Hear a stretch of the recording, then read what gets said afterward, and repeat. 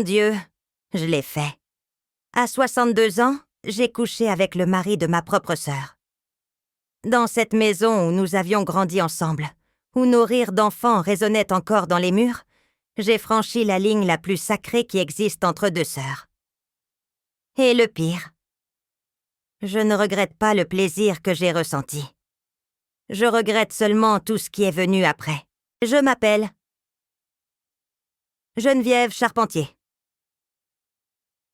J'ai 65 ans maintenant, et aux yeux du monde, je suis une grand-mère tranquille qui cultive des violettes dans son petit appartement de Montfort-sur-Argent. Les gens me croisent au marché le dimanche. Ils me sourient poliment. Ils me voient comme une femme respectable qui a élevé 3 beaux enfants. Ils ne savent rien. Ils ne peuvent pas imaginer le brasier qui a consumé ma vie. La femme affamée que j'étais devenue après 40 années de sécheresse conjugale.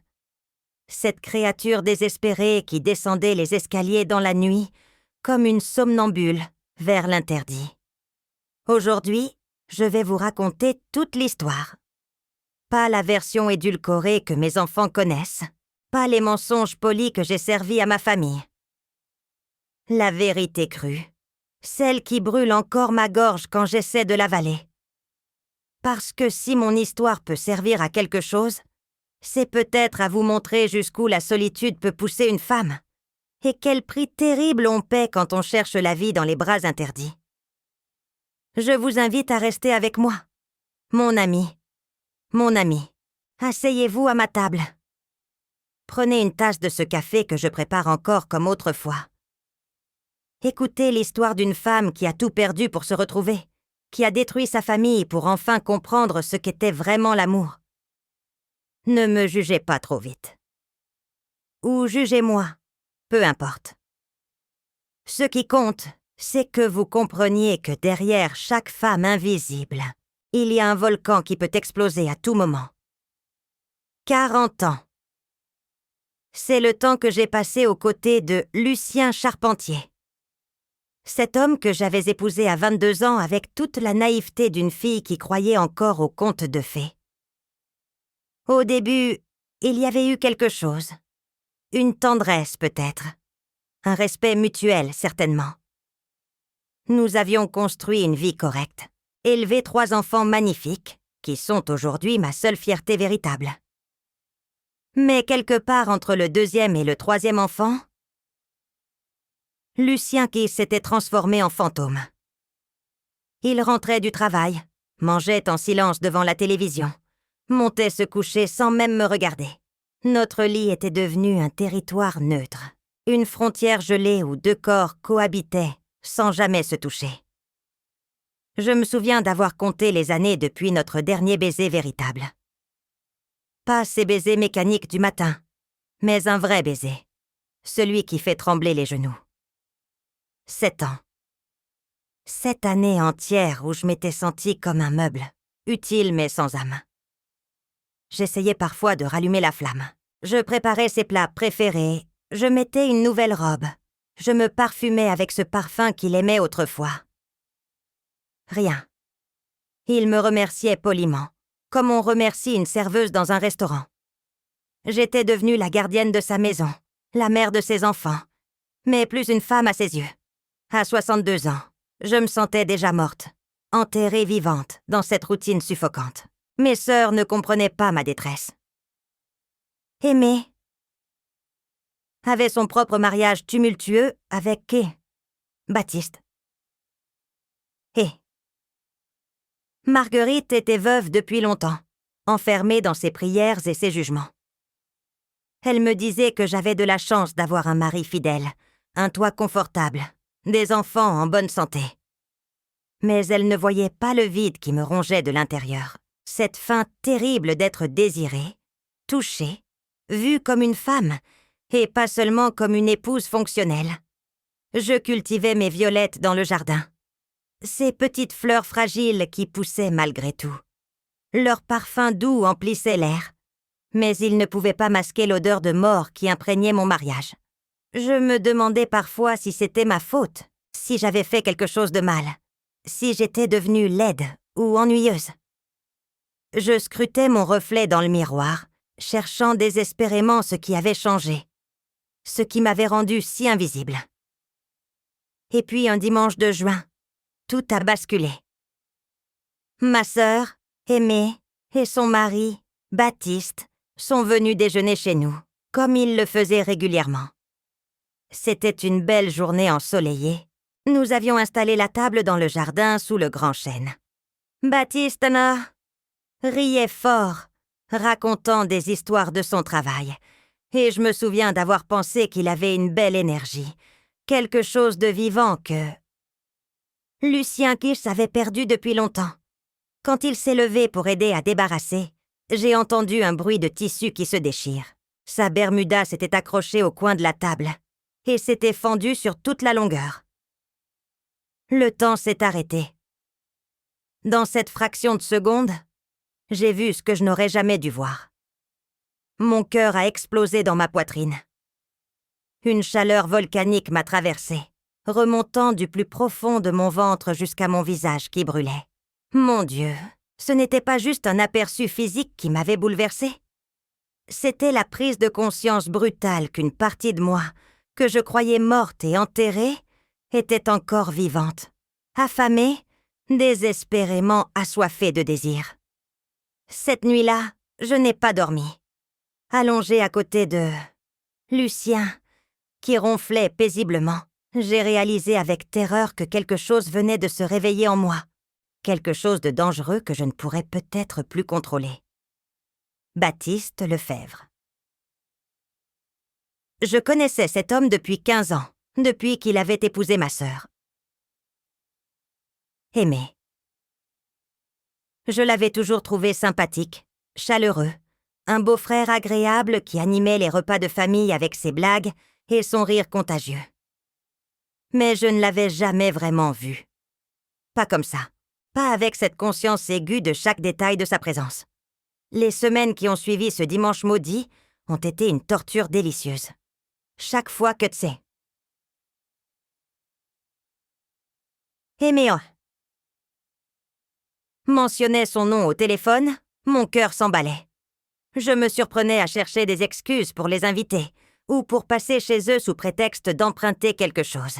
J'observais Pedro Baptiste avec une attention nouvelle, remarquant la façon dont ses mains bougeaient quand il parlait, la profondeur de sa voix, ce sourire en coin qu'il avait quand quelque chose l'amusait vraiment. Un après-midi, je suis passée chez eux pour apporter un livre à Ike. Aimée. Elle était sortie faire des courses, mais Baptiste Ross était là, torse nu dans le jardin, en train de réparer leur portail. La sueur brillait sur sa peau dorée par le soleil. Il m'a accueilli avec ce sourire généreux qui le caractérisait. M'a offert un verre de citronnade maison. Nous avons parlé de choses banales, la chaleur de l'été, les projets de vacances.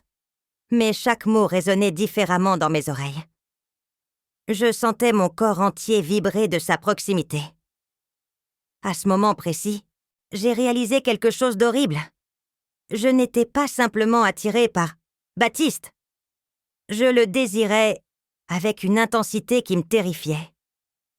Cette sensation que j'avais oubliée depuis des décennies, ce picotement dans le bas-ventre, cette électricité qui me parcourait la peau, tout cela m'envahissait avec une force brutale.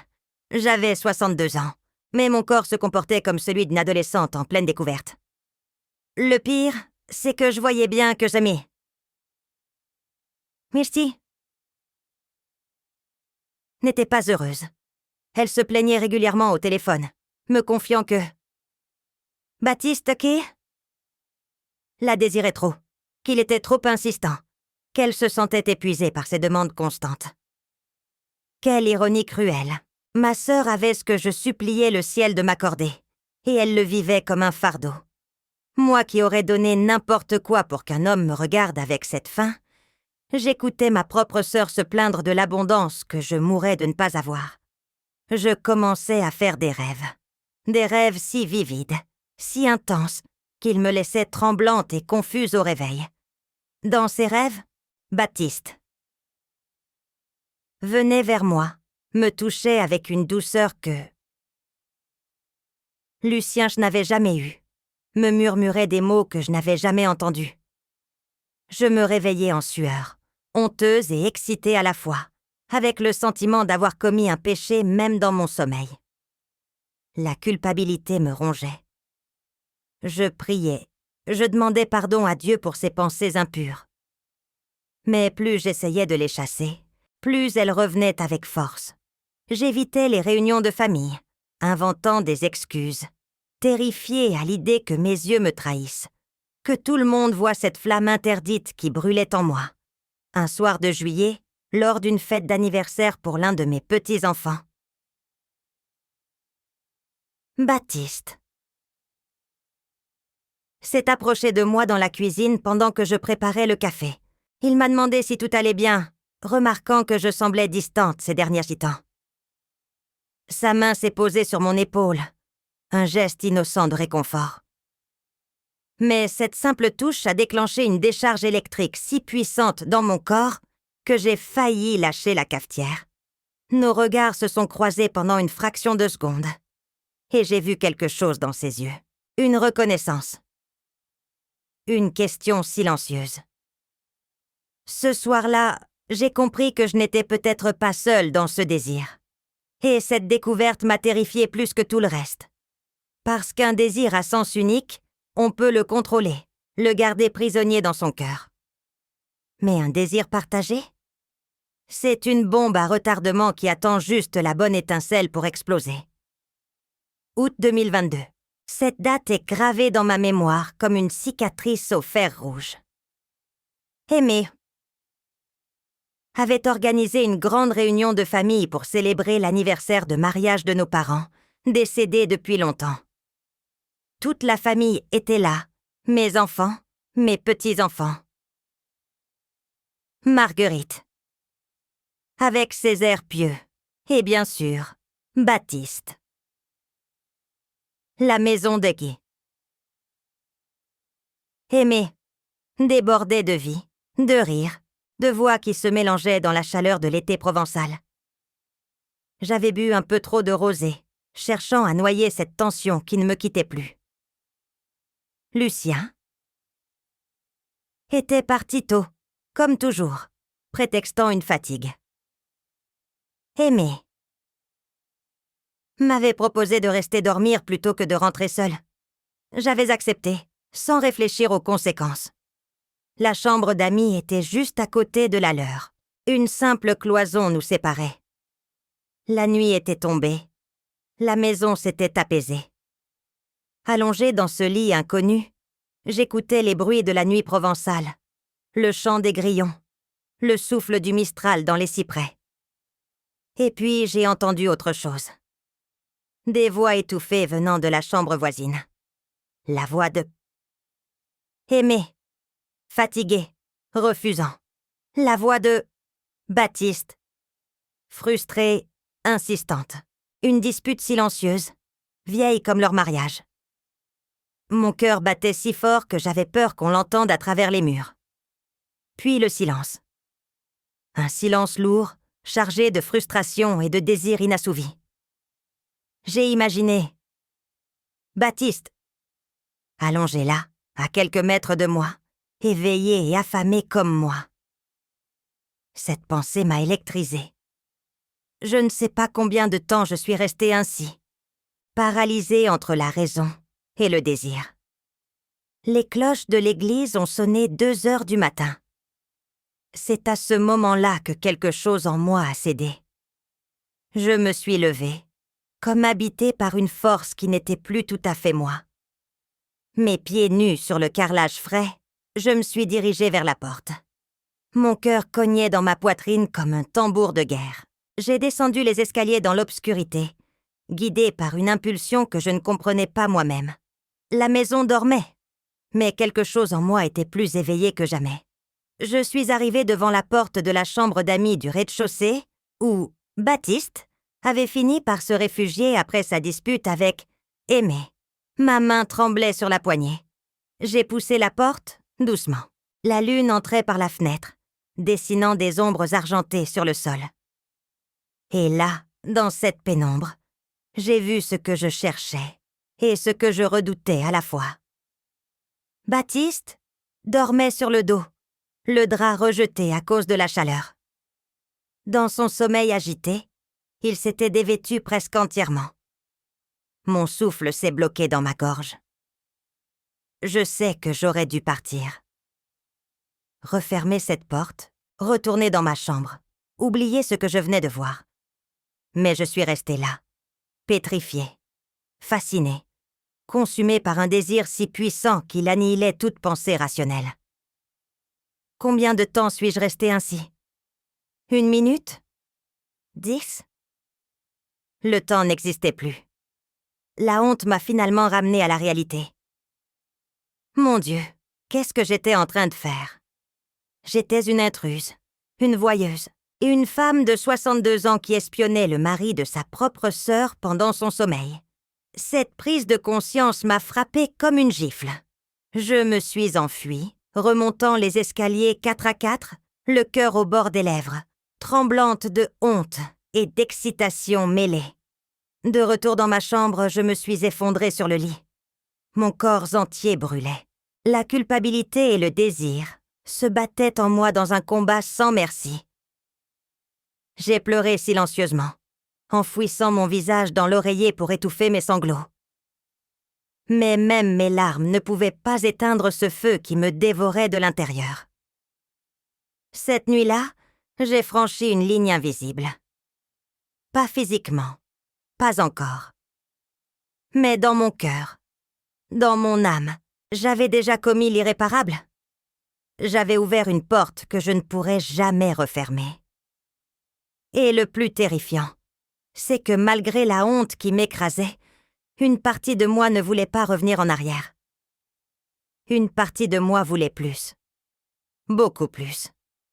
Le lendemain matin, au petit déjeuner, je ne pouvais pas regarder Baptiste dans les yeux.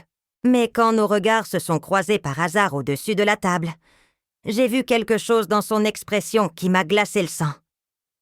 Un léger froncement de sourcils, une question muette. Savait-il? Avait-il senti ma présence cette nuit? Ou pire encore, était-il éveillé, conscient que je l'observais dans l'obscurité? Septembre est arrivé avec ses premières pluies, mais rien ne pouvait refroidir le brasier qui me consumait. J'évitais les réunions de famille, inventant des migraines, des rendez-vous imaginaires. Mais, aimer. Continuer à m'appeler, à me confier ses peines conjugales. Chaque conversation était une torture raffinée. Un soir, elle a éclaté en sanglots au téléphone. Baptiste. Et elle venait d'avoir une dispute terrible. Elle se sentait incomprise, épuisée par ses demandes constantes d'intimité.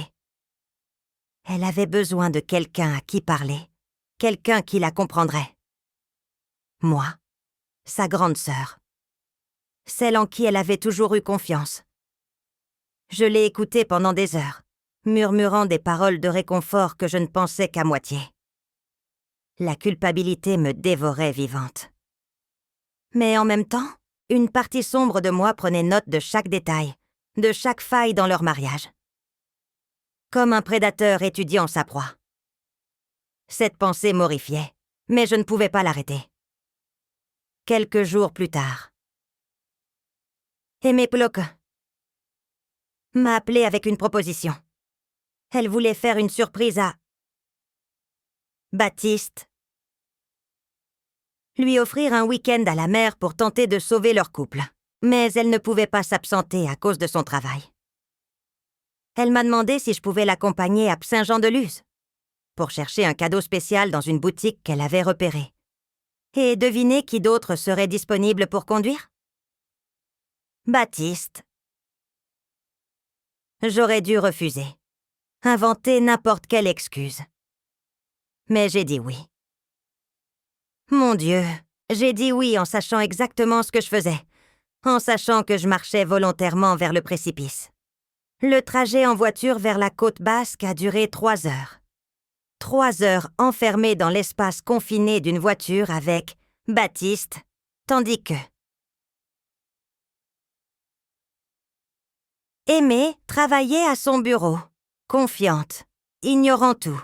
Nous avons parlé de tout et de rien, mais sous chaque mot vibrait une tension électrique insupportable.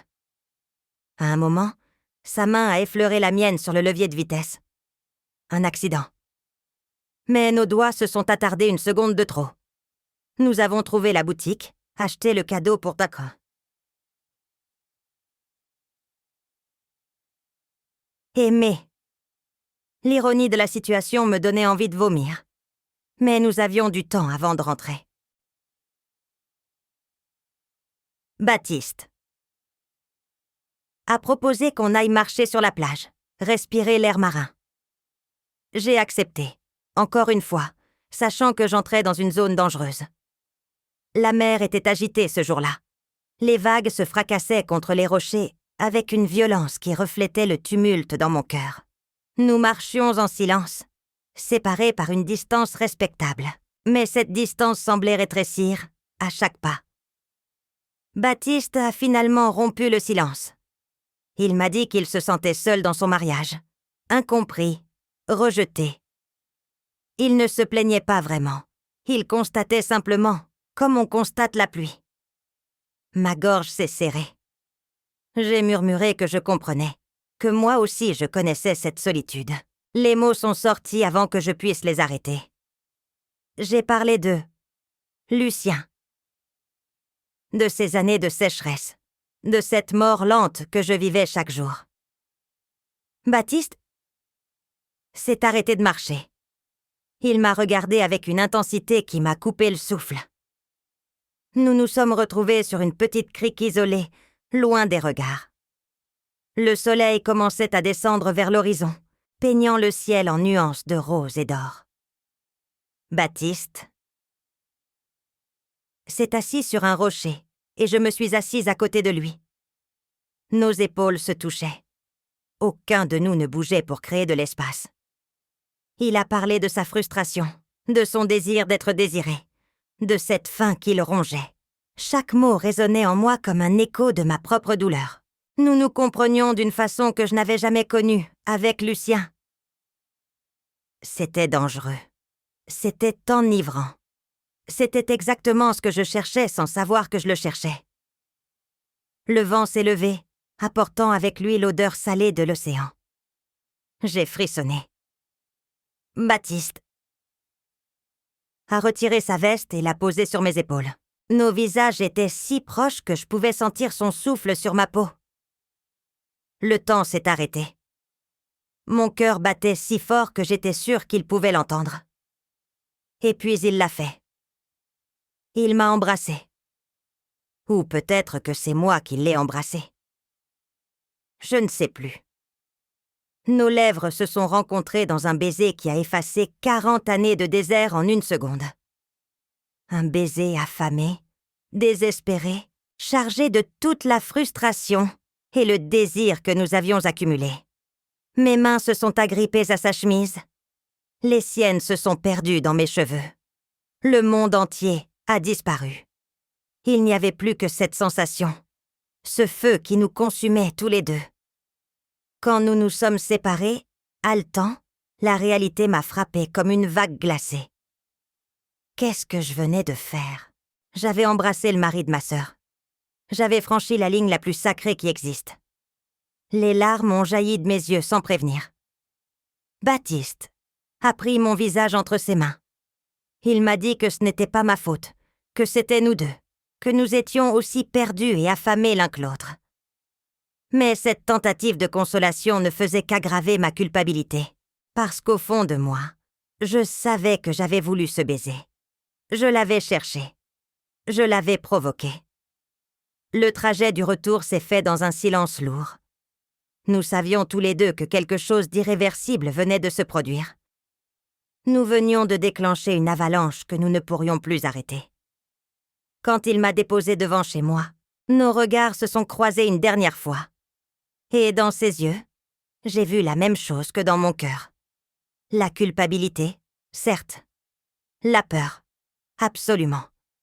Mais aussi une promesse silencieuse. Ce n'est pas fini. C'est juste le début. Cette nuit-là, allongé à côté de Lucien qui dormait paisiblement, ignorant que sa femme venait de l'enterrer définitivement, je n'ai pas ressenti de remords. Pas encore. Tout ce que je ressentais, c'était cette sensation de vie qui pulsait enfin dans mes veines. J'étais vivante. Pour la première fois depuis des décennies, j'étais follement, dangereusement, terriblement vivante. Et cette sensation était plus forte que toute ma morale, tous mes principes, toute ma foi. Le lendemain, Aimée m'a appelée pour me remercier d'avoir accompagné Baptiste. Elle m'a dit qu'il était rentré d'humeur étrange, mais qu'elle espérait que le week-end surprise qu'elle préparait arrangerait les choses. En écoutant sa voix confiante, pleine d'espoir, j'ai compris l'ampleur de ma trahison. Mais même cette prise de conscience n'a pas pu éteindre le feu que Baptiste avait allumé en moi avec ce baiser maudit.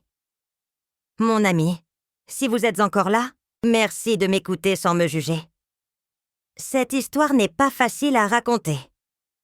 Si elle résonne en vous, si vous reconnaissez dans mes mots une part de votre propre solitude ou de vos propres désirs cachés, laissez-moi un petit mot dans les commentaires.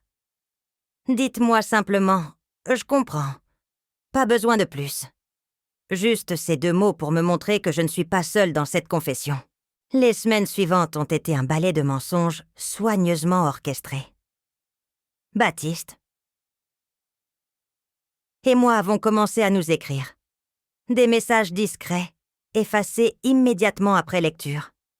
Des appels brefs quand nous étions sûrs d'être seuls. Chaque conversation était un mélange toxique de culpabilité et d'excitation.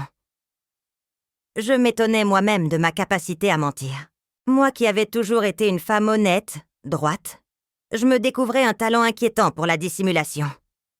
Je souriais à Aimée, en lui demandant des nouvelles de son couple, tout en sachant que j'étais la raison même de sa détresse croissante.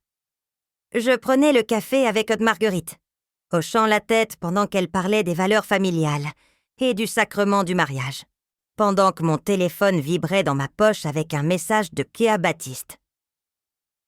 Lucien qui, lui, ne remarquait rien. Ou peut-être remarquait-il quelque chose sans vouloir l'admettre. J'étais différente. Plus vivante. Je prenais soin de mon apparence, je portais du parfum, je souriais sans raison apparente. Pour la première fois en 40 ans, j'existais. Mais cette existence était bâtie sur des fondations de mensonges qui ne pouvaient que s'effondrer. Un après-midi d'octobre, Aimée Yassa est passée chez moi sans prévenir. Elle avait les yeux rouges, le visage gonflé par les larmes. Elle s'est effondrée sur mon canapé et m'a raconté que Baptiste était distant, froid, qu'elle sentait qu'il lui cachait quelque chose. Elle m'a demandé, en me regardant droit dans les yeux, si je pensais qu'il pouvait avoir une aventure. Mon sang s'est glacé. J'ai senti la nausée monter. Mais j'ai réussi à garder mon masque en place. J'ai pris sa main. Je lui ai dit que c'était impossible, que Baptiste l'aimait, qu'il traversait peut-être simplement une période difficile au travail. Les mensonges coulaient de ma bouche avec une facilité effrayante. Ce qui m'a le plus choqué ce jour-là, ce n'était pas ma capacité à mentir. C'était le soulagement que j'ai ressenti quand Aimée a semblé me croire. Une part de moi voulait tout avouer, tomber à genoux et implorer son pardon. Mais une autre part, plus forte, plus égoïste, voulait protéger à tout prix ce secret qui me donnait enfin le sentiment d'être vivante. Le mois de novembre est arrivé avec ses pluies froides et ses brouillards épais. Baptiste et moi avons commencé à planifier. Notre premier véritable rendez-vous. Un hôtel à Toulouse, loin de Montfort-sur-Argent. Loin des regards qui connaissaient nos visages. L'excitation me rendait malade. Je dormais à peine, l'estomac noué par un mélange de désir et de terreur. J'ai inventé une histoire pour Lucien et mes enfants. Une vieille amie d'école qui organisait une réunion dans le sud-ouest. Ils m'ont souhaité bon voyage sans poser de questions. Leur confiance aveugle aurait dû me faire honte. Au lieu de ça, elle m'a simplement facilité la tâche. Le jour venu, je me suis préparée comme une jeune mariée. J'ai choisi ma plus belle lingerie, celle que j'avais achetée dans un moment de folie quelques années auparavant et que je n'avais jamais portée. Je me suis regardée dans le miroir, cette femme de 62 ans qui s'apprêtait à tromper son mari avec son beau-frère. Qui étais-je devenue? Mais cette question s'est évaporée quand j'ai retrouvé Baptiste dans le hall de l'hôtel. Son regard sur moi m'a fait l'effet d'une caresse. Pour la première fois depuis des décennies, je me sentais belle, désirable, vivante. Nous sommes montés dans cette chambre anonyme. Et là, entre ces 4 murs qui ne nous jugeaient pas, nous avons franchi le point de non-retour. Ce que nous avons fait cet après-midi-là, je ne peux pas le décrire en détail. Pas par pudeur, mais parce que les mots ne suffiraient pas à exprimer l'intensité de ce moment. C'était plus que du sexe. C'était une explosion de 40 années de frustration, de solitude, de désir étouffé. Dans les bras de Baptiste, j'ai retrouvé la femme que j'avais enterrée le jour de mon mariage, avec Lucien. Une femme passionnée, sensuelle, vivante. Après, allongée contre lui dans les draps de froissée, j'ai pleuré. Des larmes de libération, de joie, mais aussi de culpabilité dévastatrice. Baptiste m'a serré contre lui et m'a murmuré que nous n'étions pas des monstres, que nous étions simplement 2 êtres humains qui cherchaient à survivre à leur solitude. Mais ces mots, aussi réconfortants soient-ils, ne pouvaient pas effacer la vérité. Nous venions de trahir les 2 personnes qui nous faisaient le plus confiance au monde. En rentrant ce soir-là, j'ai trouvé Lucien endormi devant la télévision. Comme d'habitude, je suis passée devant lui pour aller me doucher, emportant avec moi l'odeur de ma trahison. Sous l'eau brûlante, j'ai frotté ma peau jusqu'à ce qu'elle devienne rouge, essayant en vain de laver ma culpabilité. Mais elle était incrustée trop profondément. Cette nuit-là a marqué le début de notre double vie. Baptiste et moi sommes devenus experts dans l'art de la duplicité. Nous nous retrouvions dans des hôtels discrets, des petites villes où personne ne nous connaissait. Chaque rencontre était un mélange d'extase et de terreur. L'extase de ces moments volés où nous pouvions être nous-mêmes, la terreur constante d'être découverts. Mais ce que je n'avais pas prévu, c'est que Aimé commencerait à avoir des soupçons. Non pas sur moi spécifiquement, mais sur l'existence d'une autre femme dans la vie de Baptiste. Elle m'appelait de plus en plus souvent, me demandant conseil, me racontant ses angoisses. Et moi, la sœur dévouée, je l'écoutais en lui servant le café que j'avais préparé avec les mains qui avaient caressé son mari quelques heures plus tôt. La révélation est venue d'une façon que je n'aurais jamais imaginée. Un soir de décembre, alors que toute la famille était réunie chez Marguerite pour son anniversaire. Aimé a trouvé un reçu d'hôtel dans la poche de la veste de ma Baptiste. Un hôtel à Toulouse. À la date exacte où j'étais censée être à ma réunion d'anciennes élèves. Son visage est devenu blanc comme neige. Elle m'a regardée, et dans ses yeux, j'ai vu le moment exact où les pièces du puzzle se sont assemblées dans son esprit. La façon dont Baptiste et moi évitions soigneusement de nous regarder lors des réunions de famille. Ma transformation physique soudaine. Mes absences de plus en plus fréquentes qui coïncidaient toujours avec les siennes. Le temps s'est arrêté. Toute la famille continuait à rire et à parler autour de nous, mais Aimé et moi étions figés dans une bulle de silence assourdissant. J'ai vu dans son regard le moment où sa confiance s'est brisée en 1000 morceaux. Et j'ai su que notre secret venait de s'échapper, prêt à exploser et à détruire tout sur son passage. Aimé n'a rien dit ce soir-là. Elle a avalé ses soupçons comme on avale du poison, souriant mécaniquement aux invités, jouant son rôle de femme heureuse jusqu'au bout.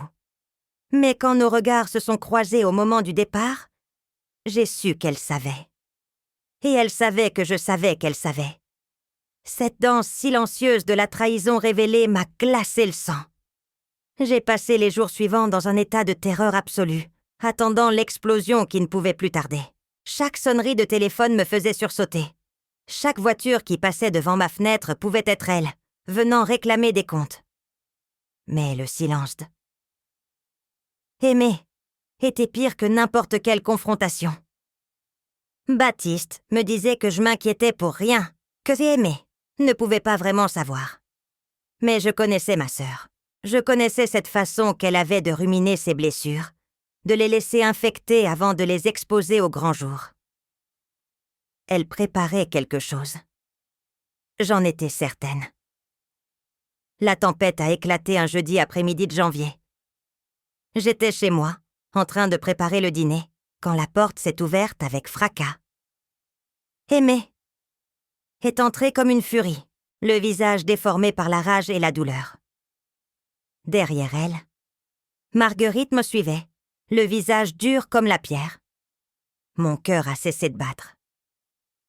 Aimé a jeté sur la table de la cuisine une série de photos. Des photos de Baptiste. Et moi entrant dans un hôtel à Toulouse. Elle avait engagé un détective privé. Pendant des semaines, cet homme nous avait suivis, photographiés, documenté chacune de nos rencontres clandestines. La preuve irréfutable de notre trahison étalée devant moi en couleur crue. La confrontation qui a suivi était pire que tout ce que j'aurais pu imaginer. Aimé a hurlé, pleuré, craché sa douleur et sa rage. Elle m'a traité de tous les noms imaginables, et je les méritais tous. Comment avais-je pu lui faire ça?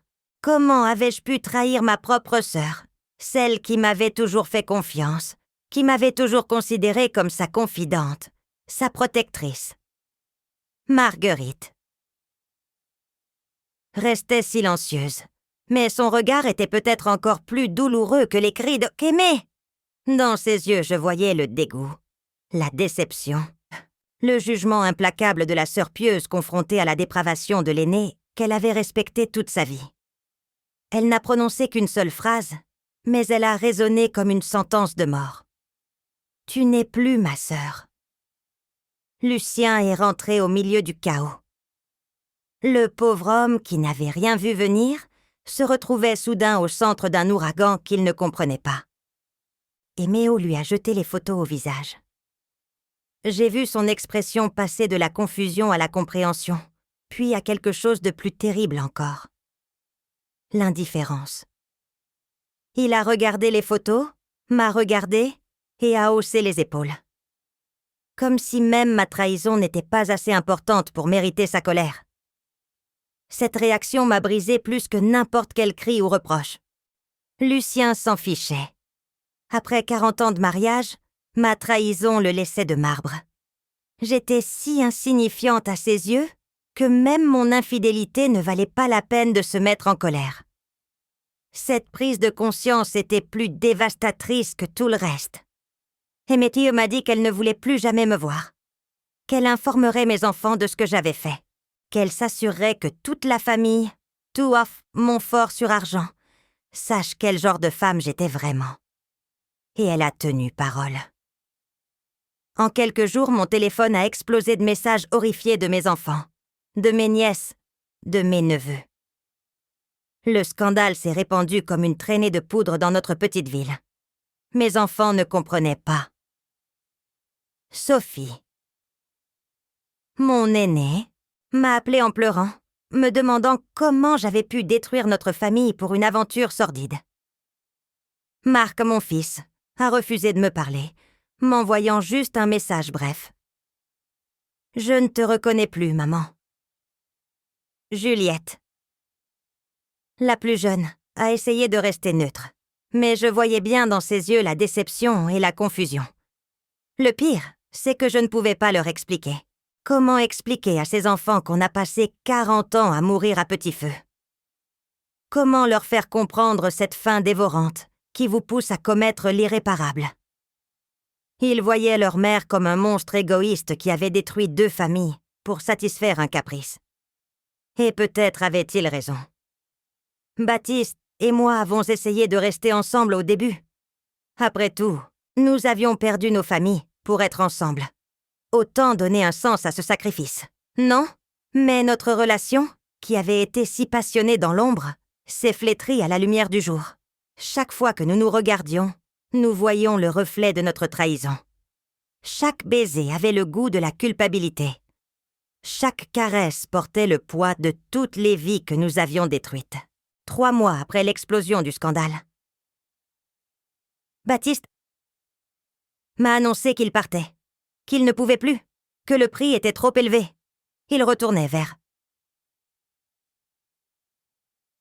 Aimé, espérant obtenir son pardon, reconstruire ce qu'il avait détruit. Je suis restée seule, avec les ruines fumantes de ma vie autour de moi. Lucien a demandé le divorce. Pas par colère ou par douleur, mais par simple logique. Pourquoi rester marié à une femme qu'il avait trompée et ne l'aimait plus? Le processus a été froid, mécanique, dépourvu de toute émotion. Nous avons divisé nos biens comme on partage un gâteau, sans un mot de plus que nécessaire. 40 ans de mariage résumés à une série de signatures sur des documents légaux. Ma réputation à Remonfort-sur-Argent était détruite. Les voisins me regardaient avec mépris ou pitié. Je ne savais pas ce qui était pire. Les commérages allaient bon train. On racontait que j'avais séduit Baptiste, que j'étais une femme dangereuse, une briseuse de foyer. Certains ajoutaient des détails sordides que j'avais inventés, brodant sur mon histoire pour la rendre encore plus scandaleuse. J'ai compris alors l'ampleur de ce que j'avais perdu. Pas seulement mon mari ou mon amant, mais Chapitre 7. L'engrenage de la destruction. Suite. J'ai compris alors l'ampleur de ce que j'avais perdu. Pas seulement mon mari ou mon amant, mais ma famille de entière, mes sœurs, la confiance de mes enfants, ma place dans la communauté. J'avais sacrifié tout ce qui donnait un sens à ma vie pour quelques mois de passion volée. Et maintenant, je me retrouvais seule, véritablement seule, d'une façon que je n'avais jamais connue même pendant les années les plus sombres avec Lucien. Les nuits étaient les pires. Allongée dans le lit vide de mon nouvel appartement, un petit 2 pièces lugubre à la périphérie de la ville, je revivais chaque moment de ma trahison.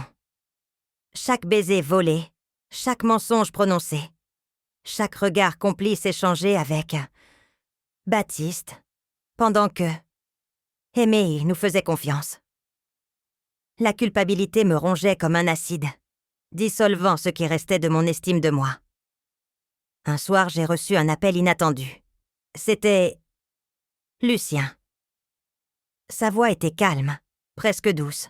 Il m'a demandé comment j'allais, si je mangeais correctement, si je prenais soin de moi. Cette sollicitude venant de l'homme que j'avais trahi m'a brisée. J'ai éclaté en sanglots au téléphone, incapable de parler. Et Lucien, cet homme que j'avais accusé pendant des années d'être froid et distant, m'a écouté pleurer sans me juger. Quand j'ai finalement réussi à reprendre mon souffle, il m'a dit quelque chose que je n'oublierai jamais. Il m'a dit qu'il savait depuis longtemps que notre mariage était mort, que nous étions 2 étrangers partageant un toit. Qu'il n'était pas innocent dans cette histoire, qu'il m'avait négligé, qu'il avait laissé notre amour se dessécher jusqu'à la poussière. Mais il a ajouté que la façon dont j'avais cherché à combler ce vide était destructrice, pas seulement pour les autres, mais surtout pour moi-même. Il m'a conseillé de chercher de l'aide professionnelle, de parler à quelqu'un qui pourrait m'aider à comprendre pourquoi j'avais fait ce que j'avais fait. Cette conversation avec Lucien a été la première lueur d'espoir dans les ténèbres où je m'étais enfoncée. Si cet homme que j'avais blessé pouvait me tendre la main, peut-être y avait-il un chemin vers la rédemption. Mais avant que je puisse agir sur ce conseil, une nouvelle bombe a explosé. Aimé a été hospitalisée. Une tentative de suicide. Elle avait avalé une boîte entière de somnifères. Marguerite m'a appelée, la voix brisée par les larmes, pour m'informer. Elle ne m'invitait pas à l'hôpital. Elle m'informait simplement, ajoutant d'une voix glaciale que j'étais responsable de cela aussi. Cette nouvelle m'a anéantie. J'étais tombée au fond du gouffre, mais apparemment, il y avait encore plus bas à descendre. Ma sœur, celle que j'avais connue toute ma vie, celle qui riait fort et aimait passionnément, avait voulu mourir à cause de moi. Cette pensée était insupportable. Je suis sortie de mon appartement en pleine nuit, marchant sans but dans les rues désertes, priant un Dieu auquel je ne croyais plus vraiment pour qu'il me punisse moi, plutôt qu'elle.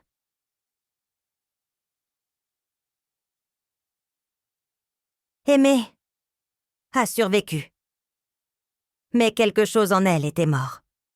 Quand j'ai appris qu'elle allait mieux physiquement, j'ai tenté de lui envoyer une lettre. Des pages et des pages où j'essayais d'expliquer l'inexplicable, de demander pardon pour l'impardonnable. Je ne sais même pas si elle l'a lu. Je n'ai reçu aucune réponse. Le silence de « Aimée » était son verdict final sur moi. Ce qui m'a le plus surprise, c'est la réaction de Baptiste. Il m'a rendu visite un soir, hagard, brisé. Il m'a raconté que Aimée refusait de le reprendre, qu'elle avait entamé une procédure de divorce, qu'elle lui avait interdit de voir leurs enfants. Il semblait s'attendre à ce que je le console, à ce que nous nous soutenions mutuellement dans cette tempête que nous avions créée. Mais en le regardant, assis sur mon canapé bon marché dans mon appartement minable, je n'ai ressenti qu'un vide. Cet homme pour qui j'avais tout sacrifié me semblait soudain étranger.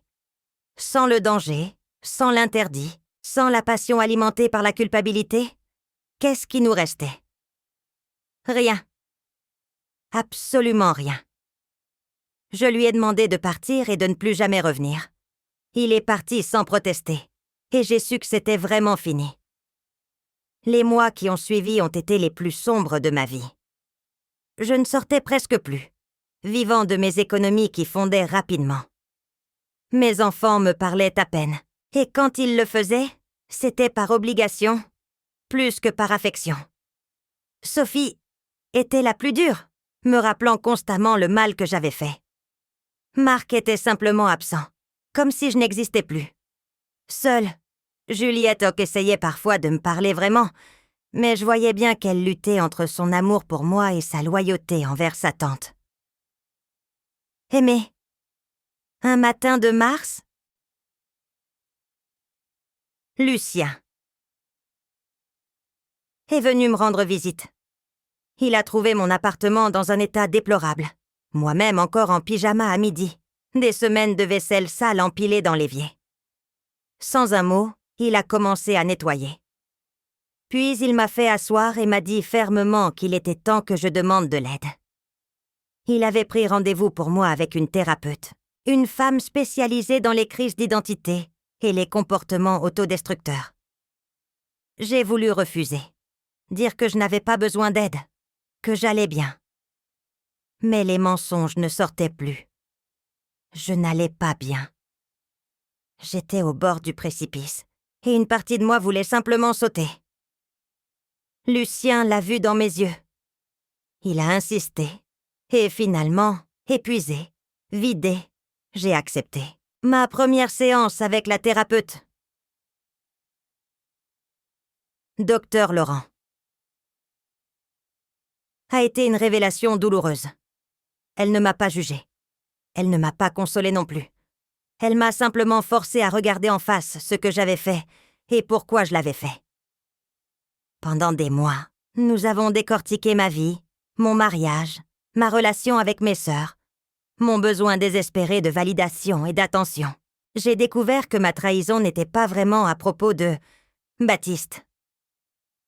C'était à propos de moi, de cette partie de moi que j'avais étouffée pendant des décennies pour être l'épouse parfaite, la mère parfaite, la sœur parfaite. Cette partie de moi qui voulait être désirée, vue, vivante. Mais au lieu de chercher cette validation de façon saine, j'avais choisi le chemin le plus destructeur possible. Docteur Laurent m'a aidé à comprendre que ma solitude dans mon mariage avec Lucien était réelle et valide. Mais la façon dont j'avais choisi d'y répondre avait causé des dommages irréparables. Elle m'a appris que je devais me pardonner moi-même avant de pouvoir espérer le pardon des autres. Et que ce pardon pouvait ne jamais venir. Et que je devais accepter cette réalité. C'est pendant cette période de thérapie intensive que j'ai reçu une lettre inattendue. Elle venait de Baptiste, qui s'était installé à Aubenas pour recommencer sa vie loin de tout le monde. Dans sa lettre, il s'excusait. Il reconnaissait sa part de responsabilité dans ce qui s'était passé, admettait qu'il m'avait utilisé pour fuir ses propres problèmes conjugaux. Il ne demandait pas mon pardon, mais il partageait simplement sa propre reconstruction, espérant que je trouverais la mienne. Cette lettre m'a étrangement apaisée. Savoir que Baptiste aussi luttait pour reconstruire sa vie me donnait l'impression d'être moins seule dans ma culpabilité. Nous avions été 2 personnes perdues qui s'étaient retrouvées au mauvais moment, de la mauvaise façon, causant une destruction massive dans notre sillage. Le printemps 2023 est arrivé, apportant avec lui une chaleur timide qui contrastait avec le froid qui habitait encore mon cœur. J'avais commencé à sortir un peu plus, à faire mes courses aux heures creuses pour éviter les regards, à marcher dans des quartiers où personne ne me connaissait. La reconstruction était lente, douloureuse, faite de petits pas hésitants vers quelque chose qui ressemblait vaguement à une vie. Mais le passé ne vous lâche jamais complètement. Un soir d'avril, j'ai croisé Marguerite au supermarché. Elle m'a vue, et pendant une fraction de seconde, nos regards se sont croisés. J'ai vu tant de choses dans ses yeux. La douleur, la colère, mais aussi peut-être une infime trace de pitié. Elle a détourné le regard et a continué son chemin sans un mot. Cette rencontre silencieuse m'a brisé plus que n'importe quelle confrontation ne l'aurait fait. Mes enfants commençaient lentement à me recontacter. Juliette venait me voir une fois par mois, des visites courtes et tendues, où nous parlions de choses superficielles, en évitant soigneusement le sujet de ce qui s'était passé. Marc m'envoyait des messages brefs pour mon anniversaire ou pour Noël. Des signes de vie minimaux qui me faisaient pleurer de gratitude et de tristesse mêlée. Sophie restait inflexible, me disant clairement qu'elle avait besoin de temps, peut-être même de plusieurs années, avant de pouvoir me pardonner. La thérapie continuait, déterrant des couches de douleur et de dysfonctionnement que je n'avais jamais su reconnaître. Docteur Laurent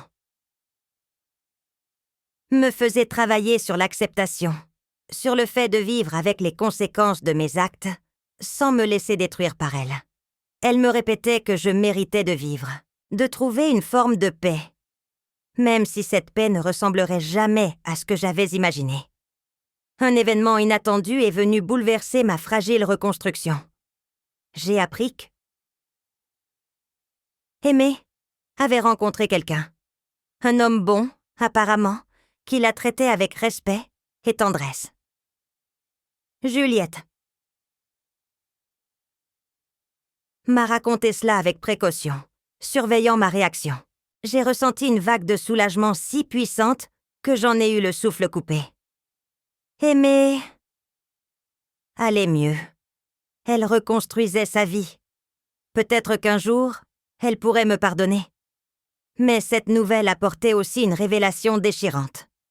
Si Aimée pouvait trouver l'amour et le respect qu'elle méritait après notre trahison, cela signifiait que le vrai problème dans son mariage avec Baptiste n'était pas qu'elle rejetait l'intimité, mais que leur relation était fondamentalement toxique.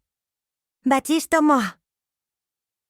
et moi, nous étions racontés l'histoire de 2 personnes affamées se trouvant dans le désert. Mais la vérité était peut-être plus complexe et plus sombre. Cette prise de conscience m'a forcée à réexaminer toute ma narrative. Avais-je vraiment été cette victime innocente piégée dans un mariage mort? Ou avais-je été une participante active dans la création de ce désert conjugal? Lucien n'était pas parfait, loin de là. Mais combien de fois avais-je essayé vraiment de communiquer avec lui, Combien de fois avais-je simplement choisi le silence et le ressentiment plutôt que la confrontation honnête? En juin, j'ai pris une décision qui m'a demandé plus de courage que tout ce que j'avais fait auparavant. J'ai écrit des lettres à chacune de mes sœurs. Pas pour demander leur pardon, ni pour m'expliquer. Simplement pour reconnaître pleinement le mal que j'avais causé. Sans excuse, sans justification. Pour aimer, j'ai écrit que je comprenais si elle ne voulait plus jamais me voir, que je respecterais sa décision, mais que je voulais qu'elle sache que sa douleur n'était pas invisible pour moi. Alors Marguerite. J'ai écrit que je savais avoir trahi non seulement mes sœurs, mais aussi les valeurs familiales qu'elle nous avait toujours enseignées. Que je ne demandais pas son pardon, mais simplement qu'elle sache que je travaillais chaque jour pour devenir une meilleure personne, même si c'était trop tard pour réparer ce que j'avais cassé. J'ai posté ces lettres avec des mains tremblantes, sans attendre de réponse. Le simple fait de les écrire, de mettre en mots ma responsabilité totale, m'a apporté une forme de soulagement. Pas le pardon, mais quelque chose de plus précieux peut-être. L'honnêteté brutale avec moi-même. 2 semaines plus tard, j'ai reçu une réponse de Marguerite. Une seule page, écrite de sa main soignée. Elle me disait qu'elle priait pour moi chaque jour, que le pardon était un processus long et douloureux, mais que Dieu nous enseignait la miséricorde. Elle ne disait pas qu'elle me pardonnait, mais elle ne fermait pas complètement la porte non plus. Cette lettre, je l'ai lue et relue jusqu'à ce que les mots deviennent flous de tant de larmes. Doxémé? Je n'ai reçu aucune réponse, et c'était son droit le plus absolu. Je m'étais promis de respecter son silence, quelle que soit la douleur qu'il me causait. L'été est arrivé, et avec lui, une proposition inattendue de Lucien. Il m'a invité à prendre un café dans un endroit neutre, un petit café en ville que nous n'avions jamais fréquenté ensemble. Quand je suis arrivée, j'ai trouvé un homme transformé. Lucien, qui avait perdu du poids, portait des vêtements neufs, avait une lueur dans les yeux que je ne lui avais pas vue depuis des décennies. Il m'a raconté qu'il suivait lui aussi une thérapie, qu'il réalisait sa part de responsabilité dans l'échec de notre mariage. Il reconnaissait m'avoir négligée, m'avoir prise pour acquise pendant des années. Il ne cherchait pas à se réconcilier avec moi. Notre divorce était en cours de finalisation. Mais il voulait que je sache qu'il ne me haïssait pas, qu'il comprenait mieux maintenant pourquoi j'avais fait ce que j'avais fait. Cette conversation avec Lucien a été cathartique d'une façon que je n'aurais jamais imaginée. Pour la première fois en 40 ans, nous avons parlé vraiment, honnêtement, sans défense ni reproche. Nous avons pleuré ensemble pour le mariage que nous n'avions jamais vraiment eu, pour les années gaspillées dans le silence et le ressentiment.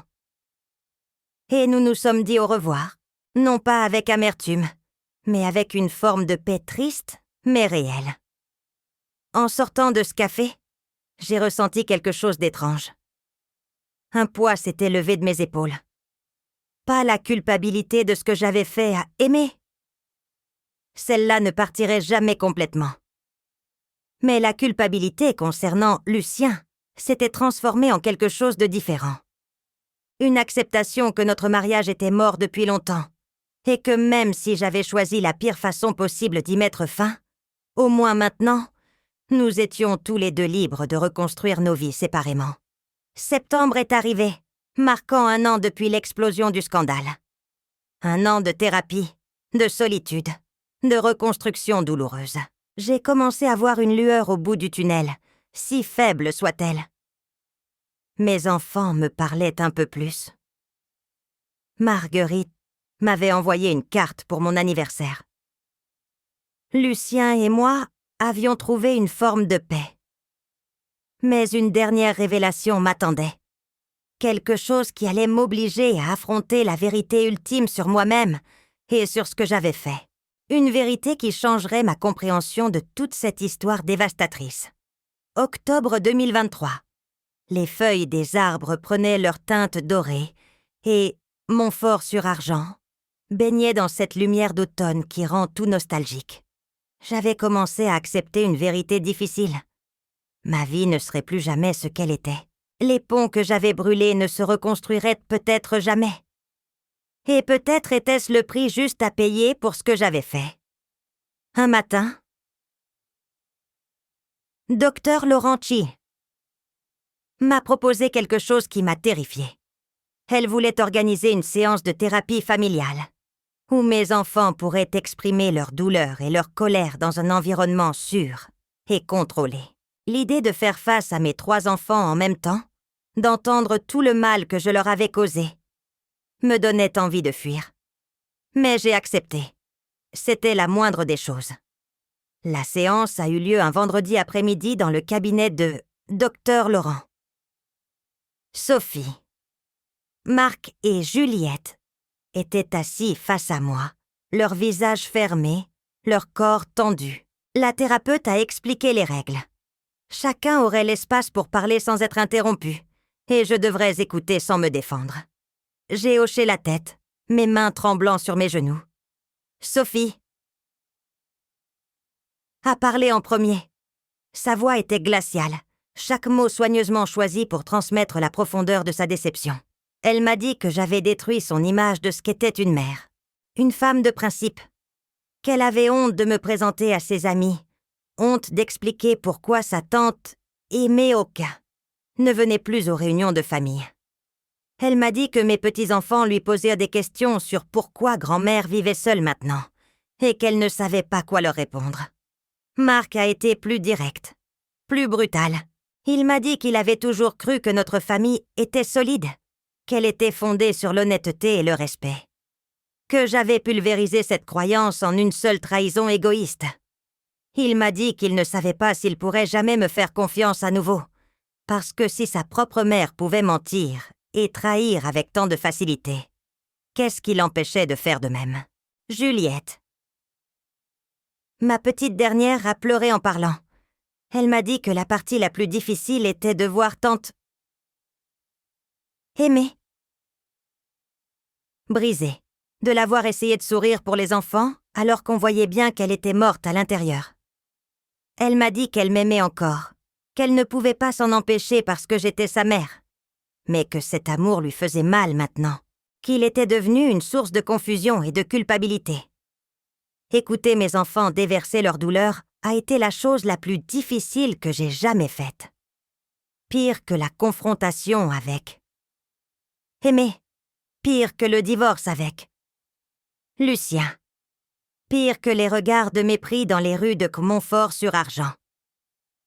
Parce que ces 3 personnes, je les avais portées dans mon ventre, je les avais élevées, je leur avais appris ce qui était bien et mal. Et maintenant, ils me regardaient comme une étrangère, comme quelqu'un qu'ils ne reconnaissaient plus. Quand mon tour est venu de parler, j'ai réalisé que je n'avais pas de défense à offrir. Aucune explication ne pouvait justifier ce que j'avais fait. Alors je leur ai simplement dit la vérité.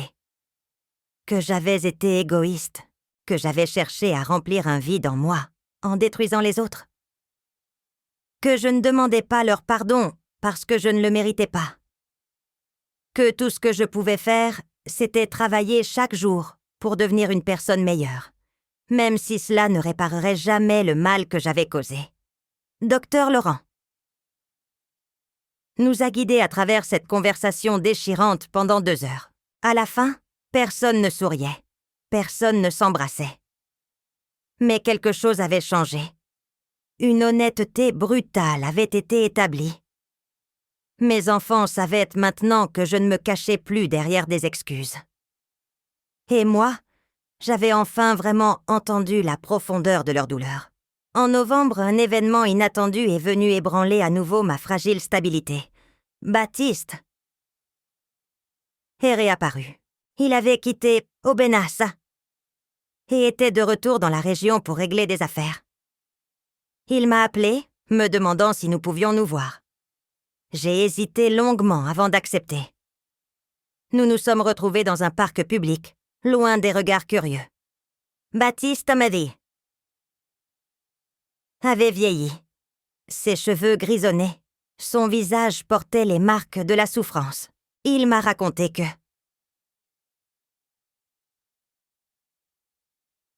Aimé refusait toujours de lui adresser la parole, que ses propres enfants le tenèrent à distance. Il avait perdu son travail à cause du scandale. Sa réputation était détruite. Il cherchait, semblait-il, du réconfort chez la seule personne qui comprenait vraiment ce qu'il traversait. Mais en écoutant Baptiste Caffo parler de ses malheurs, j'ai ressenti quelque chose de surprenant. Pas de la compassion, pas de l'amour, mais une forme de colère froide. Cet homme devant moi se présentait encore en victime des circonstances, comme si ce qui nous était arrivé était le résultat d'une fatalité plutôt que de nos propres choix. Il parlait de notre passion comme d'une force irrésistible, de notre amour comme d'une justification de nos actes. Je l'ai interrompu. Pour la première fois, j'ai dit tout haut ce que j'avais compris à travers des mois de thérapie. Ce que nous avions eu n'était pas de l'amour. C'étaient deux personnes fuyant leurs problèmes en se jetant dans les bras l'un de l'autre. Nous nous étions servis mutuellement pour échapper à nos vies insatisfaisantes, sans nous soucier des dégâts collatéraux. Il n'y avait rien de romantique là-dedans. Rien de noble. Juste de l'égoïsme pur. Baptiste a semblé choqué par ma réaction. Il s'attendait peut-être à ce que nous nous consolions mutuellement, à ce que nous reconstruisions notre relation maintenant que tout était perdu de toute façon. Mais je lui ai dit clairement que c'était terminé, que cela l'avait toujours été vraiment, que nous devions tous les deux vivre avec les conséquences de nos actes séparément. Il est parti blessé, confus. Et je suis restée sur ce banc du parc, sentant quelque chose se libérer en moi. En rejetant la narrative romantique que nous nous étions construite, en admettant la laideur brute de ce que nous avions fait, j'avais franchi une étape cruciale dans ma reconstruction. Décembre est arrivé avec ses premières gelées. Les fêtes de fin d'année approchaient, et pour la première fois en plus de 40 ans, je les passerais complètement seule. Sophie m'avait clairement fait comprendre que je n'étais pas la bienvenue à la réunion familiale. Marc serait avec sa belle famille. Juliette viendrait me voir le lendemain de Noël, mais pas le jour même. J'ai passé Noël seule dans mon petit appartement, regardant par la fenêtre les familles se réunir, les rires et les lumières des maisons voisines. La solitude était écrasante. Mais elle était aussi, d'une certaine manière, un cadeau. Un espace pour réfléchir, pour vraiment faire face à ce que j'avais fait et à la personne que je voulais devenir. Ce soir-là, j'ai pris une décision. Je ne passerai pas le reste de ma vie à me punir, mais je ne chercherai pas non plus à minimiser ce que j'avais fait. Je vivrai avec mes cicatrices. J'accepterai les conséquences de mes actes, mais je refuserai de laisser cette erreur définir entièrement qui j'étais. Il devait y avoir un moyen de porter la culpabilité sans être écrasé par elle, d'accepter la responsabilité sans perdre l'espoir. Le lendemain, Juliette Thom est venue me voir. Nous avons parlé pendant des heures, vraiment parlé pour la première fois depuis le scandale. Elle m'a dit quelque chose qui m'a profondément touchée. Elle m'a dit qu'elle commençait à comprendre que je n'étais pas juste la mère parfaite qu'elle avait idéalisée, ni le monstre que Sophie voyait maintenant, que j'étais une personne complexe, imparfaite, qui avait fait des erreurs terribles mais qui essayait vraiment de s'en sortir. Cette conversation avec Juliette m'a donné un espoir fragile. Peut-être qu'avec le temps, mes enfants pourraient me voir de nouveau comme une personne entière, pas seulement comme le résumé de ma pire action. Peut-être pas, mais au moins, il y avait une possibilité. En janvier 2024, presque 2 ans après le début de ma liaison avec Baptiste, j'ai reçu une lettre qui allait tout changer. Une lettre de Baé. Aimé. Mon cœur s'est arrêté en reconnaissant son écriture sur l'enveloppe. Mes mains tremblaient tellement que j'ai dû m'asseoir pour ouvrir l'enveloppe. À l'intérieur, plusieurs pages couvertes de l'écriture soignée de psy. Aimé.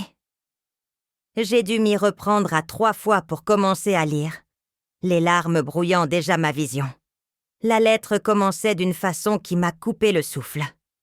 Aimée écrivait qu'elle avait mis presque 2 ans à pouvoir prendre un stylo pour m'écrire ces mots, qu'il y avait eu des jours où elle me haïssait si fort qu'elle fantasmait sur ma destruction complète, et d'autres jours où elle pleurait pour la sœur qu'elle avait perdue, que la trahison avait été si profonde qu'elle avait voulu mourir, qu'elle avait vraiment essayé de mettre fin à sa vie parce que la douleur était insupportable. Elle décrivait en détail la nuit où elle avait avalé les somnifères, allongée dans le noir, pensant à toutes les fois où elle m'avait fait confiance, où elle avait partagé ses secrets les plus intimes avec moi. Elle écrivait que pendant ces moments où la vie la quittait doucement, elle voyait défiler nos souvenirs d'enfance, nos rires, nos complicités, et elle se demandait comment la sœur qu'elle avait tant aimée avait pu la trahir de cette façon. Mais ensuite, la lettre prenait un tournant que je n'avais pas anticipé. Aimée écrivait qu'en se réveillant à l'hôpital, elle avait pris une décision. Elle refusait de laisser ma trahison la détruire complètement. Elle avait commencé une thérapie intensive, explorer les raisons pour lesquelles son mariage avec Baptiste avait été si toxique bien avant que je n'entre dans le tableau. Elle révélait quelque chose que je n'avais jamais su. Baptiste avait toujours été un homme difficile, exigeant, parfois manipulateur. Leur mariage n'avait jamais été la belle histoire d'amour que je croyais. Il y avait eu d'autres femmes avant moi, des micro-trahisons que Aimée avait choisi d'ignorer pour préserver l'apparence de la famille parfaite. Ma trahison n'avait été que la goutte qui avait fait déborder le vase. Cette révélation m'a frappée comme une gifle. J'avais construit toute ma narrative sur l'idée que j'avais volé quelque chose de précieux à Aimée, que j'avais détruit un mariage heureux, mais la vérité était plus nuancée, plus complexe. Baptiste m'avait manipulée aussi, me présentant son mariage sous un jour qui servait ses intérêts. Cela n'excusait pas ce que j'avais fait, mais cela changeait la façon dont je comprenais toute l'histoire. Aimée continuait en disant qu'elle avait rencontré Philippe. Un homme qui la traitait avec le respect et la tendresse qu'elle méritait. Qu'elle avait découvert ce qu'était un vrai partenariat, une vraie intimité fondée sur la communication et le respect mutuel. Que d'une certaine manière tordue, ma trahison l'avait libérée d'un mariage qui l'étouffait depuis des années. Puis venait la partie la plus difficile de la lettre. Aimée écrivait qu'elle ne me pardonnait pas. Pas encore. Peut-être jamais complètement. La blessure était trop profonde, la trahison trop personnelle. Mais elle ne me haïssait plus. Elle avait compris, à travers sa propre thérapie, que la haine ne faisait que l'empoisonner elle-même. Elle terminait en disant qu'elle ne voulait pas me revoir pour le moment, que c'était trop tôt, trop douloureux. Mais qu'elle voulait que je sache qu'elle n'avait pas disparu de la surface de la Terre, qu'elle reconstruisait sa vie, et que peut-être, dans plusieurs années, quand les blessures auraient cicatrisé, nous pourrions nous retrouver pour un café. Pas comme avant. Jamais comme avant. Mais peut-être trouver une nouvelle façon d'être sœurs. Différente, plus honnête, fondée sur la reconnaissance de nos imperfections mutuelles. J'ai lu et relu cette lettre jusqu'à la connaître par cœur. Aimée. Ne me pardonnez pas. Mais elle me donnait quelque chose de plus précieux peut-être. La possibilité qu'un jour, dans un avenir lointain, nous pourrions tous les deux avoir survécu à cette catastrophe et trouver une forme de paix. Cette nuit-là, pour la première fois depuis le début de cette histoire cauchemardesque, j'ai dormi d'un sommeil profond et sans rêve. Pas parce que tout était réglé, pas parce que j'étais pardonnée, mais parce que... Aimée avait survécu. Elle n'était pas juste vivante, elle reconstruisait sa vie. Et cette connaissance, aussi étrange que cela puisse paraître, me donnait la permission de reconstruire la mienne aussi. Février 2024 a marqué un tournant. J'ai commencé à faire du bénévolat dans une association qui aidait les femmes victimes de violences domestiques. C'était ma façon de donner quelque chose de positif au monde, de transformer ma douleur en action constructive. Les femmes que j'aidais ne connaissaient pas mon histoire, ne savaient pas que j'étais celle qui avait détruit sa propre famille. Elles voyaient juste une femme plus âgée qui les écoutait sans juger, qui les soutenait dans leur reconstruction. Ce travail m'a donné un nouveau sens à ma vie. En aidant ces femmes à fuir des situations toxiques, à reconstruire leur estime de soi, je réparais quelque chose en moi aussi. Je ne pouvais pas réparer le mal que j'avais fait à aimer. Mais je pouvais peut-être aider d'autres femmes à trouver leur force. Marco a commencé à me téléphoner plus régulièrement. Nos conversations étaient encore un peu raides, un peu formelles, mais c'était un début. Il m'a même invitée à l'anniversaire d'un de mes petits-enfants. Quand je suis arrivée à la fête, il y a eu un moment de silence gêné, mais Marc m'a présenté aux autres parents simplement. Voici ma mère, Geneviève. Pas d'explication, pas d'excuse. Cette simple phrase m'a fait pleurer de gratitude.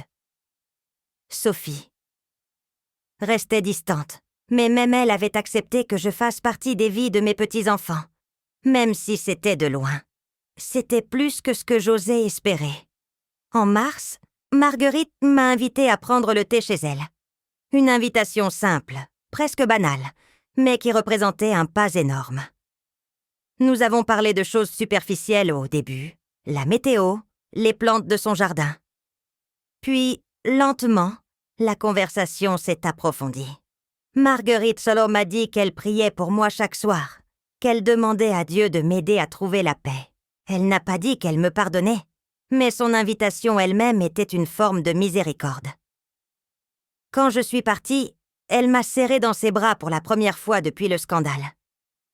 Un câlin bref, maladroit, mais sincère. J'ai pleuré tout le chemin du retour, submergée par la gratitude pour cette petite ouverture, ce petit pas vers la réconciliation. Avril m'a apporté une dernière confrontation nécessaire. Lucien et sa nouvelle compagne, une femme douce et souriante, nommée Claire Monet, m'ont invitée à dîner.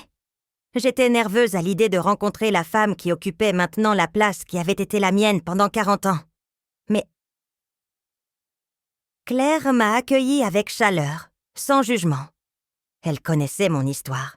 Lucien le lui avait raconté honnêtement, mais elle m'a traité avec respect et gentillesse. Voir Lucien heureux avec Claire m'a fait réaliser quelque chose de fondamental. Si j'étais restée avec lui, si nous avions continué notre mariage mort, ni lui ni moi n'aurions jamais trouvé le vrai bonheur. Ma trahison avait été horrible, destructrice, mais elle avait aussi libéré Lucien d'un mariage qui ne le satisfaisait plus non plus. Il ne me remercierait jamais pour la façon dont cela s'était produit. Mais le résultat final était qu'il avait trouvé l'amour et le bonheur avec quelqu'un d'autre. Cette prise de conscience ne diminuait pas ma culpabilité pour le mal fait à aimer, mais elle m'aidait à comprendre que même dans les catastrophes que nous créons, il peut y avoir des ouvertures inattendues vers quelque chose de meilleur. Mai est arrivé, et avec lui, mon 65e anniversaire. Julietta a organisé un petit dîner avec ses frères et sœurs. Ils m'ont offert des violettes, mes fleurs préférées, dans un pot en céramique. C'était un geste simple, mais chargé de symbolisme. Les violettes que j'avais cultivées dans mon ancien jardin, les fleurs qui représentaient ma vie d'avant. Un rappel de ce que j'avais perdu, mais aussi une promesse de nouveaux commencements. En soufflant mes bougies, j'ai fait un vœu silencieux. Pas pour le pardon d'aimer. Je n'avais pas le droit de demander cela, mais pour la force de continuer à vivre avec intégrité, pour la sagesse d'apprendre de mes erreurs, et pour le courage de partager mon histoire avec d'autres pour qu'elles évitent les mêmes destructions. C'est ce vœu qui m'a poussé à commencer à écrire mon histoire, à témoigner de ma chute et de ma lente reconstruction. Parce que si mon erreur terrible peut servir de leçon, de mise en garde, d'exemples de ce qu'il ne faut pas faire, alors peut-être que tant de souffrance aura servi à quelque chose. Nous sommes maintenant en novembre 2025, et me voici, à 65 ans, assise dans mon petit appartement qui est devenu un vrai chez moi. Les violettes que mes enfants m'ont offertes fleurissent sur le rebord de la fenêtre, leur parfum doux remplissant l'espace. Ce ne sont pas les mêmes violettes que celles de mon ancien jardin, mais elles sont belles quand même. Différentes, mais belles. Il y a quelques semaines, quelque chose d'extraordinaire s'est produit. Juliette m'a appelé pour m'annoncer qu'Aimé avait accepté de me rencontrer. Pas pour une réconciliation complète, mais pour une conversation. Un café, comme elle l'avait écrit dans sa lettre il y a presque 2 ans. Mon cœur a explosé de terreur et d'espoir mêlés. La rencontre a eu lieu hier. Dans un petit café loin de Montfort-sur-Argent. Un endroit neutre où ni elle ni moi n'avions de souvenirs. Quand je suis arrivée, Aimée était déjà là, assise à une table près de la fenêtre. Elle avait changé. Ses cheveux étaient cutés plus courts. Elle portait des vêtements que je ne lui connaissais pas. Mais c'était toujours ma sœur, celle avec qui j'avais partagé une enfance, des secrets, une vie. Nous nous sommes assises face à face, le silence entre nous chargé de 3 années de douleur et de distance.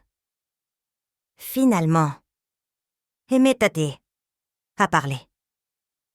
Elle m'a dit qu'elle ne savait pas vraiment pourquoi elle avait accepté cette rencontre, que peut-être c'était pour trouver une forme de clôture, ou peut-être par simple curiosité de voir la femme que j'étais devenue.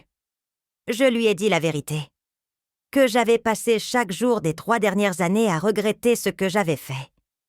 Pas seulement le résultat, mais l'acte lui-même, que j'avais compris à travers la thérapie que ce que j'avais cherché chez Baptiste n'était pas vraiment de l'amour, mais une validation extérieure pour remplir un vide que je n'avais jamais appris à combler moi-même. Aimée m'a écoutée sans m'interrompre. Puis elle m'a raconté sa propre évolution. Comment elle avait découvert que son mariage avec la Baptiste était toxique depuis le début. Comment elle avait accepté des miettes d'affection parce qu'elle ne croyait pas mériter mieux. Comment ma trahison, aussi horrible qu'elle ait été, l'avait forcée à se réveiller et à exiger plus pour elle-même. Elle m'a parlé de Philippe. Son nouveau compagnon, et je pouvais voir dans ses yeux une lumière que je ne lui avais jamais vue avec Baptiste. Une sérénité, une confiance en elle qu'elle n'avait pas avant. C'était douloureux de réaliser que d'une certaine manière, ma trahison l'avait conduite vers quelque chose de meilleur.